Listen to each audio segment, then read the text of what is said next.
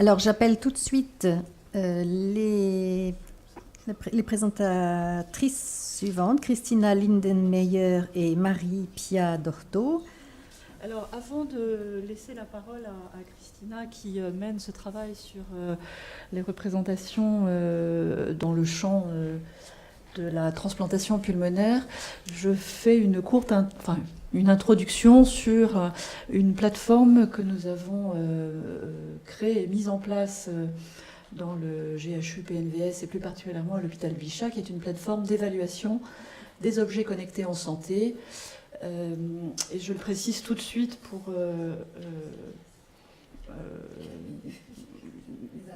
oui, alors j'allais pas dire calmer les attentes, mais pour voilà, que les personnes soient, ou leur métier soit bien identifié, parce que forcément le discours et le vocabulaire utilisé est très différent selon les disciplines d'origine. J'ai le grave défaut d'être médecin. Alors, la mise en place de cette plateforme d'évaluation des objets connectés en santé a répondu à des besoins très forts qui sont suscités par le déferlement des usages grand public de l'objet connecté. Et à titre d'exemple, vous le savez peut-être déjà, mais il y a autant de smartphones dans le monde qu'il y a d'êtres humains en 2018, 7 milliards. La moitié d'entre eux, au moins, est équipée d'applis santé, et je ne parle pas des compteurs de pas qui sont présents sur tous les téléphones, mais des applis santé sur certains sujets.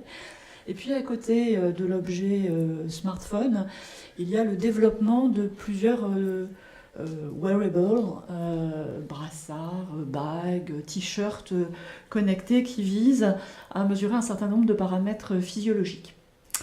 Ces objets connectés suscitent des attentes et répondent à des enjeux qui sont absolument immenses, notamment celui de favoriser l'accès aux soins, de soutenir le virage de l'ambulatoire, et en particulier avec les enjeux majeurs de la prise en charge de la maladie chronique et de la prise en charge de ces patients qui ont des maladies vie entière qu'il faut assumer. Ces outils sont aussi l'opportunité de travailler à l'empouvoirment du patient pour passer d'une prescription qui était initialement verticale, puis une analyse de l'observance, à ce qui est aujourd'hui défini comme l'adhésion du patient à son traitement, qui est une adhésion négociée entre un patient et une équipe soignante. Ces objets connectés permettent aussi de collecter des données pour des études en vie réelle, ce qui permet d'accompagner l'innovation, qui permet une meilleure surveillance de la sécurité, et les gros titres de la semaine dernière sur les dispositifs médicaux en sont une illustration. Enfin, et en lien peut-être avec ce qui a été dit précédemment, un lien un petit peu là, je mets un lien quand même, ces objets connectés permettent de collecter des données massives, d'agréger des données multimodales, et donc sont le socle de ce qu'on appelle la médecine 4P, l'un des 4P étant prédictive et l'autre des 4P étant personnalisée. Enfin, ces objets connectés peuvent aider à la mise en place de nouveaux forfaits de soins, notamment. Alors, il y a un déferlement des usages grand public. Nous tous, en tant que citoyens, nous utilisons très largement ces objets. En santé, on vient de le voir, les attentes et les enjeux sont immenses, et pour autant les usages sont relativement limités, ce qui témoigne bien de l'existence de freins. Alors ces freins, on peut les identifier sous quelques mots-clés qui sont liés à la sécurité et la cybersécurité, des enjeux de confidentialité, quand on sait que par exemple les objets connectés santé aux États-Unis, les données sont toutes stockées sur des serveurs de type Amazon, ce qui n'est heureusement pas le cas en Europe, merci le RGPD. On peut poser la question de la pertinence, la question de l'éthique, la question des enjeux psychiques, et c'est là qu'interviennent les collaborations avec des équipes comme les vôtres, des enjeux de fiabilité sur la mesure, sur les algorithmes qui moulinent ces données, d'intérêt pour le patient, pour le parcours patient, pour les tutelles, et puis enfin des questions ou des freins liés au cadre légal et aux modèles économiques. Alors, on a souhaité adresser un certain nombre de ces questions, notamment des questions sur la sécurité, la confidentialité, sur la pertinence, l'éthique, sur les enjeux psychiques, sur la fiabilité et les intérêts. Alors, pour ce qui est de la fiabilité, je me tourne voilà, de la fiabilité et puis de l'intérêt pour le patient, pour le parcours patient, pour les tutelles. On est là dans ce qui est notre cœur de métier de médecin-chercheur en centre hospitalo-universitaire. Et puis sur des enjeux qui ont trait à la sécurité, la cybersécurité, ou la pertinence des enjeux, l'éthique et les enjeux psychiques, typiquement, on va trouver des ressources à travers des collaborations interdisciplinaires. Et puis enfin, je dis un mot sur la formation, j'y reviendrai dans l'une de mes plaques. Alors je vais vous donner quelques exemples de projets sur lesquels nous travaillons, et puis Christina approfondira le projet sur la transplantation pulmonaire. Alors pour ce qui est de la fiabilité, nous menons un projet qui s'appelle Eval Explo et qui vise à comparer la fiabilité de ces objets connectés par rapport à la mesure gold standard, la mesure de référence telle qu'on l'a fait habituellement dans un service de médecine. Notre hypothèse étant que tous les objets connectés n'ont pas la même fiabilité et qu'avant de le prescrire ou de le recommander ou de pouvoir répondre à une question de patient sur est-ce que je peux utiliser tel bracelet pour mesurer mon sommeil ou tel smartphone pour évaluer la présence d'une fibrillation auriculaire, des questions auxquelles nous sommes confrontés dans notre pratique clinique, eh bien, il faut avoir fait cette évaluation, mené cette évaluation. Un exemple très rapide, celui des balances connectées. Nous avons comparé balance connectée versus ostéodensitométrie. Le premier message, et on le voit avec cette courbe de corrélation, et je vous rassure tout de suite, ces balances connectées pèsent de façon fiable. En revanche, quand elles mesurent la composition corporelle, elles sont tout sauf fiables. Nous démarrons dans les jours qui viennent un travail sur une évaluation un peu similaire qui porte sur les bracelets qui visent à ou prétendent à, je ne sais pas ce qu'il faut utiliser encore comme thème, mesurer le sommeil. Et versus, on va comparer ça aux données obtenues par enregistrement complet de sommeil. Un autre sujet sur lequel nous travaillons est celui du télésuivi de certaines pathologies, et notamment un domaine où ce télésuivi est très développé, qui est celui du syndrome d'apnée du sommeil, où tant les objets diagnostiques que les objets thérapeutiques sont des objets communicants, et le médecin a accès à la donnée à distance. Et avec Christina, elle n'en parlera pas aujourd'hui, nous avons depuis 2 ans un travail important sur le sujet de la représentation de la maladie en tant que telle, j'ai un syndrome d'apnée du sommeil, mais aussi la représentation de la maladie en prenant en compte le fait que l'appareil qui me traite est un appareil qui envoie de la donnée tous les jours à mon médecin. Et qu'est-ce que ça peut générer comme attente, comment ça peut modifier les représentations de la maladie dans l'esprit du patient, mais également dans l'esprit de l'équipe soignante. Et comment ça peut influer sur la prise en charge. Un autre des sujets sur lesquels nous travaillons, c'est celui justement de la transplantation pulmonaire. Alors le contexte est celui d'une pathologie un peu dramatique, on l'a évoqué ce matin à propos des maladies hématologiques ou de la transplantation hépatique. Sachant que la transplantation pulmonaire n'est pas du tout une transplantation réglée comme la transplantation rénale ou la transplantation cardiaque, avec des suites qui sont très houleuses, une mortalité qui est importante dans les premières années qui suivent cette transplantation. Et donc les hypothèses et les objectifs qui sous-tendent ce travail sont qu'un suivi à domicile au moyen d'objets connectés permettrait de contribuer à améliorer le pronostic des patients, en permettant éventuellement de détecter des complications de façon plus précoce et permettant le retour plus précoce du patient à l'hôpital quand il y a besoin, ou à l'inverse, si tout va bien, de ne pas obliger le patient à venir à l'hôpital pour un bilan réalisé à titre systématique qui n'aurait pas d'intérêt. Ça, c'est pour l'aspect, j'allais dire, médical de ce projet. Et puis nous avons donc, et Christina Lindenmayer nous en parle juste après, tout un travail sur l'évaluation des usages et surtout des représentations de ce que c'est que la transplantation pulmonaire, et puis surtout la transplantation pulmonaire vue par le prisme de la connexion.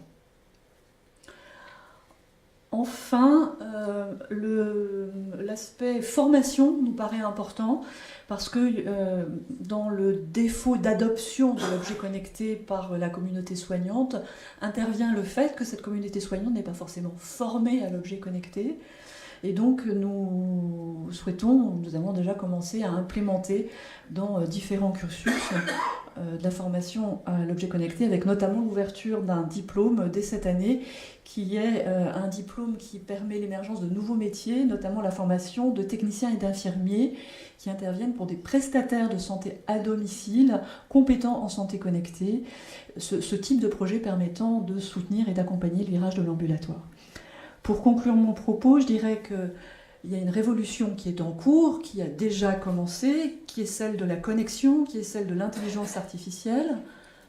Les enjeux sont majeurs à travers le virage ambulatoire de la médecine et de la prise en charge de la maladie chronique, de l'accès aux soins. Un enjeu majeur sur l'empouvoirment du patient, l'obtention de données en vie réelle, de médecine prédictive, etc. La pression est vraiment forte, pourtant il faut se donner le temps de l'évaluation, non pas pour bloquer les projets, mais pour accompagner, canaliser, afin de s'assurer de la sécurité, de la confidentialité des données, de la fiabilité des dispositifs pour distinguer les gadgets des objets réellement utiles, de trouver des objets pertinents et efficaces, et puis d'évaluer les enjeux psychiques de la maladie chronique et de la maladie chronique à l'aune de la connexion 24-24, 7-7. Un petit trombinoscope de quelques-unes des personnes qui sont impliquées dans cette plateforme Digital Medical Hub. Merci de votre attention.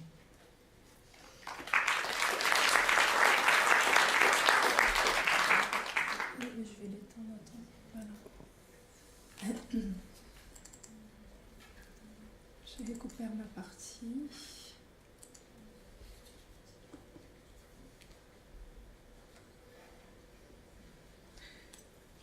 Voilà, donc je vais vous parler d'une partie de ce projet qui concerne donc les enjeux psychiques de l'interaction des patients et des soignants avec les objets connectés dotés de l'intelligence artificielle et plus particulièrement donc du projet Olval, projet qui est mis en place par Philippe Dravski, qui est postdoctorant financé, qui est là présent par ce projet sous ma direction. La révolution numérique a permis d'offrir aux patients l'accès à d'autres formes de traitement dont les avantages sont indéniables. Cependant, cette même révolution s'est faite par l'introduction d'un élément tiers et inédit, l'objet connecté, doté de l'intelligence artificielle, dont la présence soulève d'autres questions incontournables. Car l'utilisation d'objets connectés dans le champ médical provoque des expériences subjectives dont les effets ne sont pas encore connus ni maîtrisés. Autrement dit, ils ouvrent la voie à l'imaginaire, c'est-à-dire à des modes d'expérience intimes de sujet avec lui-même et avec l'autre, où la dimension inconsciente s'impose comme inévitable. Du côté du patient, par exemple, être connecté en permanence à un objet peut donner au patient l'illusion d'être un humain prolongé ou augmenté, puisque l'objet connecté, c'est-à-dire un objet en permanence lié à un réseau, vient bouleverser ses limites corporelles. Ou encore, cet autre patient, par le fait d'être connecté, peut développer un sentiment d'être tout le temps observé ou contrôlé en permanence par l'autre, par le médecin, par l'équipe médicale, ou encore cet autre sujet qui peut développer une dépendance hypocondriaque à l'objet. C'est le cas de ces patients qui consultent le médecin et parfois avec une demande forte d'examen complémentaire parce qu'ils sont alertés par leur montre connectée qui les indique qu'ils bientôt ils risquent d'avoir une crise cardiaque. En plus du constat que cette logique technique s'impose et désormais surdétermine l'acte médical, serions-nous face à la minimisation, voire l'affaiblissement de la dimension clinique, de la relation du médecin et de son patient, modification de la demande sous forme de la combler immédiatement par l'introduction des objets techniques.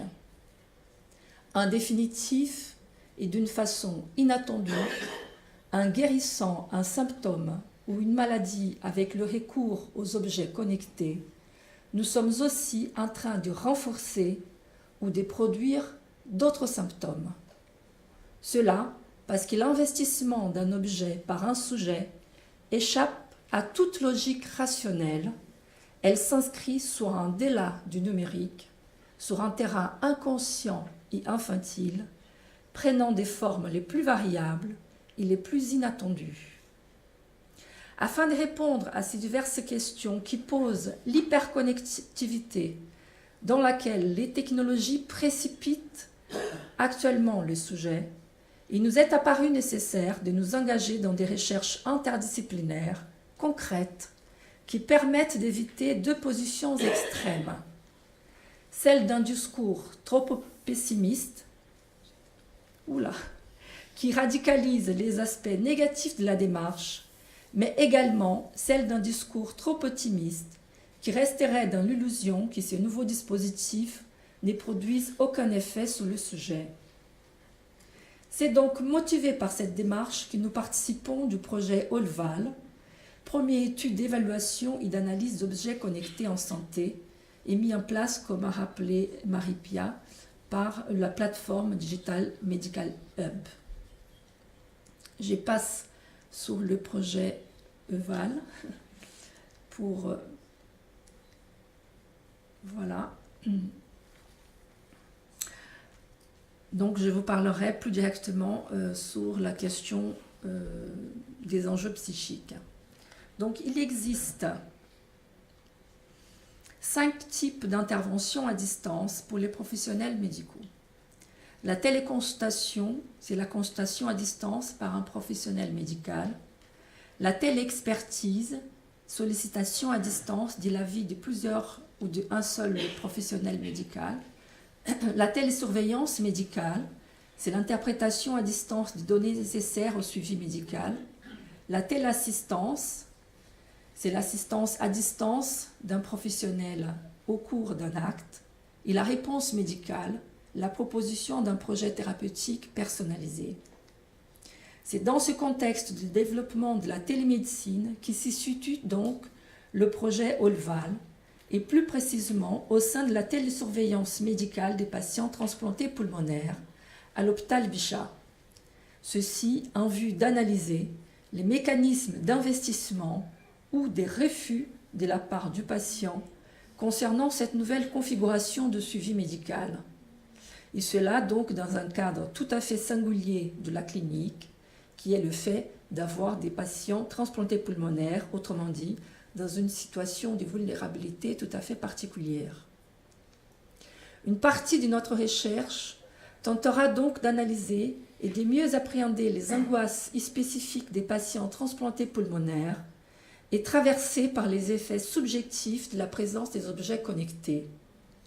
Pour cette partie, il nous est nécessaire de souligner quelques éléments spécifiques de la situation des transplantations. La pratique clinique avec des patients souffrant de maladies graves ou transplantés nous apprend que souvent, cette situation est vécue par le patient comme un moment de vacillement identitaire, l'amenant vers des réaménagements psychiques aux implications et aux conséquences diverses. Ainsi, par exemple, il n'est pas rare que pour certains sujets, la solution face à ces vacillements psychiques consiste en une attitude d'éloignement manifestée à travers un comportement d'évitement, tandis que pour d'autres, à partir du vécu de leur état de maladie, ils mettront à profit ce moment et cette épreuve pour rebondir et se reconstruire. En prenant en compte ces différentes attitudes face à la situation de la transplantation, nous poserons donc une première question. Qu'en est-il des destins psychiques avec ce nouveau dispositif de soins? Dans un livre magnifique, Un patient transplanté, Jean-Luc Nancy nous traduit les différentes étapes vécues par lui suite à une transplantation. L'intrus, titre de son livre, décrit les bouleversements de l'image de soi que l'expérience de la transplantation impose comme travail avec soi. devenant l'hôte d'un intrus à l'intérieur de lui, Jean-Luc Nancy nous fait connaître toutes les joies, le fait d'être en vie, mais aussi les douleurs et les affres de la greffe, de la traversée médicale. Car l'expérience d'une maladie est un événement dans la vie d'un sujet qui peut être compris par lui comme un repère, marquant et différenciant un avant et un après la greffe. Événement qui, en étant disruptif, exige donc un travail psychique de la part du patient afin d'y s'y approprier et de l'assimiler dans sa vie psychique, transformant cette épreuve de la maladie et de la transplantation en une expérience singulière à soi. Autrement dit, nous attirons l'attention sur le fait que cette expérience des maladies s'impose au patient comme un moment des crises. Il peut entraîner une série de conséquences psychiques, positives, mais également négatives. Dès là, l'intérêt de porter une attention tout à fait particulière, à la fois au potentiel créatif, mais ainsi à la dimension traumatique, négative de cette expérience prise dans ce nouveau dispositif des soins pour certains patients. Il est donc important de rappeler que ce qui donne le caractère traumatique à un événement n'est pas l'événement en soi, mais la portée qu'il aura pour le sujet, c'est-à-dire le fait qu'il puisse être assimilé psychiquement, ou pire, exclu de sa réalité psychique. En ce sens, ce qui confère également à l'expérience de la maladie sa dimension traumatique négative, voire l'amplifie dans certains cas, réside dans le fait que le vécu du sujet affecté par une maladie ne soit pas reconnu par les autres, famille, amis, équipe médicale, la société, transformant ainsi ce qui est l'insupportable de son état en une expérience inaudible pour soi-même. Voilà l'importance de l'altérité dans certaines situations des maladies, et voilà la raison pour laquelle nous allons porter une attention tout à fait particulière à l'introduction des objets connectés dans ces situations potentiellement traumatiques pour certains sujets. Connaître donc les représentations du patient, mais également celles des soignants, impliqués dans cette nouvelle forme de prise en charge, nous paraît essentiel pour garantir un dispositif soucieux de la personne du malade et favoriser une relation thérapeutique optimale avec les soignants. Ainsi s'y formule notre problématique. Comment l'introduction des objets connectés dans le suivi des patients transplantés pulmonaires avec ses caractéristiques propres va-t-elle être investie psychiquement par le patient? Quel type de relation patient-soignant émergera dans ce nouveau dispositif? Du côté des soignants, quelles seront les implications de ce type de dispositif dans leur prise en charge? Notre méthodologie s'y construit en référence théorique et épistémologique à la psychologie clinique et à la psychanalyse. Il s'agit d'une méthodologie qualitative et mise en place, comme je vous ai dit tout à l'heure, par Philippe Drelsky, postdoctorant financé sous ma direction. Notre méthodologie s'appuie sur 3 outils de recherche. L'entretien clinique, 2 tests projectifs et un dispositif des groupes pour les soignants. L'entretien clinique vise ici la recherche des sens et non la recherche des causalités. Il s'agira de dégager des éléments de compréhension des faits cliniques observés, établir des liens associatifs entre différents comportements et attitudes et le discours des patients. L'utilisation des 2 tests projectifs, le Rorschach et le TAT, largement utilisés dans le champ de la psychologie et d'orientation analytique.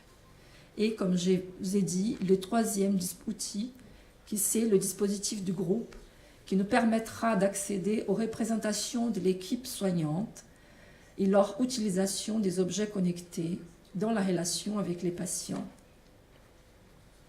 3 étapes caractérisent cette recherche.